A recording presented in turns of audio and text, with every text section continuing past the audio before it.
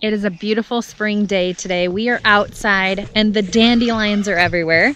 So last year we made dandelion lotion and I said, we didn't make enough last year, kids. We have got to load up. So you guys, seriously, I didn't realize that dandelions have such a nourishing component to them, and I've been learning more about medicinal things, of things that we already have on our property, things that we have in our national parks, and just different medicinal herbs that we can use for healing and just treating of natural, or like small cuts and wounds and things like that. So we're making dandelion lotion.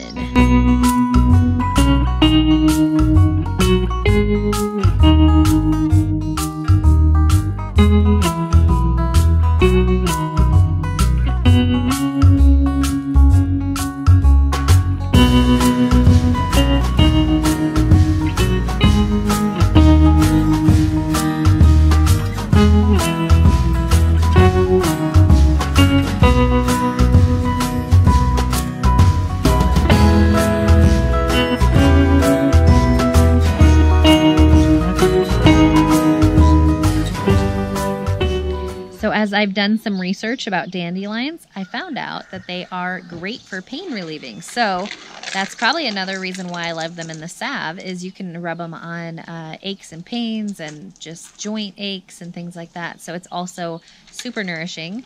And Lincoln's in the process of making some dandelion tea. But today we're just going to show you how to make our dandelion salve. So we're going to do a slow infused oil for the dandelions here.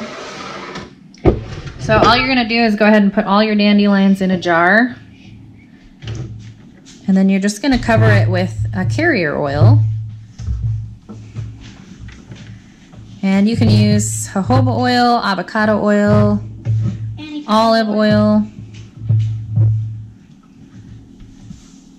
And we are using sweet almond oil. I'm going to put some sweet almond oil in there. All right, so let's get those tucked in there.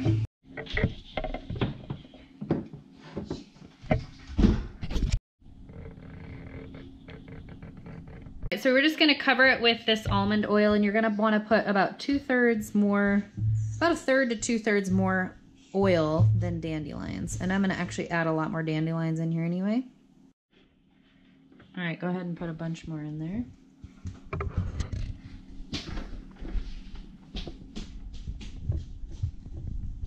All right, and when you're all done putting this in the jar, you're going to cover it with a lid and then put it in a cool, dry place for about 4 to 6 weeks and let it infuse. This is the slowest method. You can also do it over the pan, over a burner. You can also do it in the window for 3 to 5 days, but I really want to do a slow infused oil this time. So I'm just going to press all these down and get them submerged. And then I'll be adding more oil and dandelions to top it off. All right, so we are ready to take the lid off. It might have built up some pressure, so you'll want to be careful that it doesn't, because it's kind of like fermenting, if I'm guessing right. And we're just going to go ahead and drain it with a strainer. We really jam-packed them in there that time. All right, so we're just going to strain it out. And I'll probably double strain it just because there might have been some that dumped over. But basically you're just wanting to press all of that oil into a separate container. A little messy process, not too bad. All right, so we'll let that sit and then we'll drain it out again. We're just gonna press these dandelion leaves out and try to get as much of that oil out into the container. And I'll probably let this sit for another couple hours and let it drain completely, because I really want to extract all that oil goodness out. All right, look at all that golden goodness in the bottom. A nice thing about this is that, we try to not have anything go to waste. So anything, when this is all done straining, I'm going to go ahead and just feed this back to the chicken. They can get all the remaining nutrients from the dandelion oil. Or you could throw it in your compost bin for your garden. Yeah. Be good organic matter. All right, so I'm just gonna let this sit over a separate bowl for a couple hours, and because it's still gonna be dripping out a lot of goodness. So you can see this has turned into such a beautiful yellow color. So a lot of those dandelion properties have come out into the infused oil. And I'll go ahead and pour the rest of this jar in there. We're just gonna makeshift a double boiler, and that just means that I'm gonna put the beeswax pellets in the top. I added some water to a pan, and so I'm gonna go ahead and just put some beeswax in there so that it can melt down. So we're just gonna turn our burner on to kind of medium-high heat. So to get our lotion to set up, you're gonna use beeswax. I try to use organic beeswax, pure and natural, nothing added. So for this recipe, we're just gonna use, this recipe is not gonna use all of the oil that we infused. And actually the stuff that I don't use of the dandelion oil, I'm just gonna store downstairs in our pantry until I get ready to make it. So we're just gonna do 2 tablespoons of beeswax in our double boiler. And I really like these pellets rather than a huge chunk because they're just so easy to use. And so that's gonna melt down with that double boiler. So it'll take a little bit of time, but you wanna watch it so it doesn't burn. So we're also gonna use a 1/2 cup of our dandelion infused oil, and I'm gonna actually put it through a strainer just in case there was some dandelion parts that got in there. And so we're gonna put it into our double boiler with our beeswax. And we're just gonna melt that down until the beeswax becomes a liquid. So we really like to use essential oils here on 20 Acre Farms because of their medicinal property. So marjoram and white fir are known for joints and muscles and aches and pains. So that's why I'm going to add these into the recipe. You want to make sure when you're adding essential oils that you do not add them to hot liquid because it'll kill the medicinal properties of the oils. So this is a recipe that I don't leave while I'm doing. I just stir those beeswax pellets around. You can speed up the process by adding hot water to your double boiler, of course, and just watch that because I don't have a proper double boiler. I just want to make sure that I don't leave the glass on there too long. So basically, I'm just wanting that to heat up. Okay, you can see all of that melted down, so we're going to go ahead and turn our stove off and remove that boiling water from heat. And now we're just gonna pour it into our jar. Make sure you use a clean jar and just pour it in there. And I'm actually gonna probably do more than just a single batch to fill this entire jar.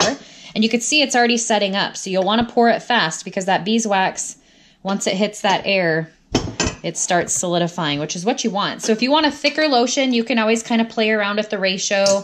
I did a 1/2 cup oil of a dandelion infused oil to 2 tablespoons of beeswax pellets.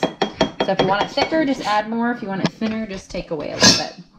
So it's kind of just trial and error. All right, and I'm gonna just let that cool, and then I'm gonna add my essential oils. So now I'm gonna add my essential oils.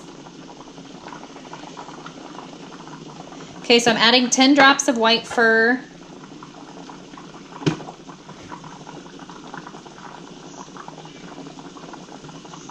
And 10 drops of marjoram.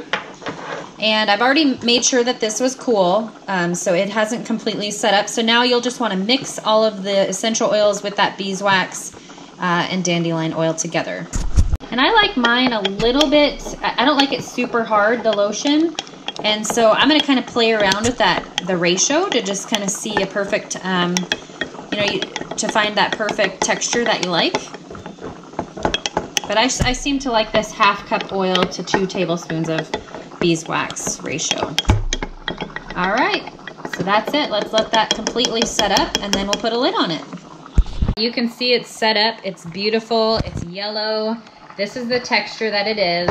And it's amazing for joints, muscle aches and pains, for those cracked heels in the winter. So that's it. My whole entire batch is gonna make a ton of jars. I'm actually prepping them right now. We're actually probably gonna sell them at our farmers markets. So that's a great way that you can involve your kids if you have children. It's a great way that you can make some extra profit on your place with things that you already have. The next batch that we're gonna do is we're gonna use our lard that we rendered down, and you could check out that video on our channel as well.